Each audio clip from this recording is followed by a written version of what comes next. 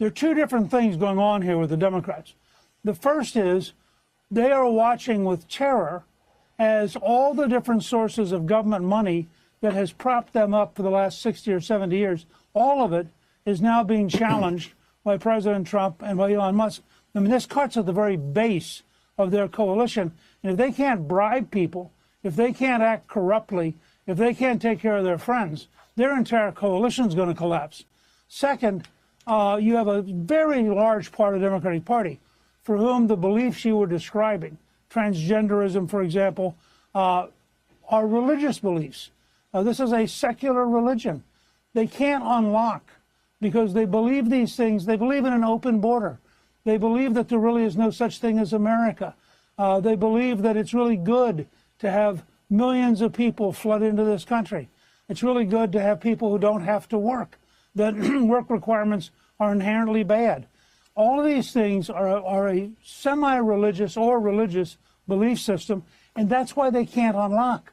It's not rational. They can't sit down and do a common sense analysis.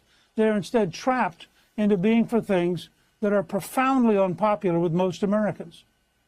There's an untold story behind this money, too, because Congress has a duty called oversight. And there were senators and congresspeople that were asking USAID, for example, and other departments for an accounting of their money. They would get back nebulous, obscure, obtuse answers, which tells me that the Democrats knew what they were doing. They knew the American people would not want their money spent this way, but they did it anyway, and then they basically lied to the American people and would not disclose the true nature of the spending that was actually going on. Look, I mean, you have to accept that there was a lobbyist bureaucratic empire, that empire took your money, gave it to its friends, even if they were totally incompetent, and then you'll find case after case where your money went out to systems that just don't work. That's crazy. And at that time, they were taking care of themselves.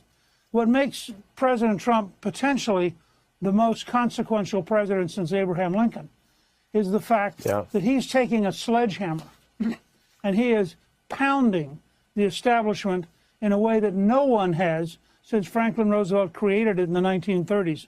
He's the first person, and I'm a great fan of Ronald Reagan. Reagan defeated the Soviet Empire, but he didn't try to take on the American establishment. Trump has had the guts to go straight at it, and I think the American people are going to be with him, even more so when they learn how really sickeningly bad it is.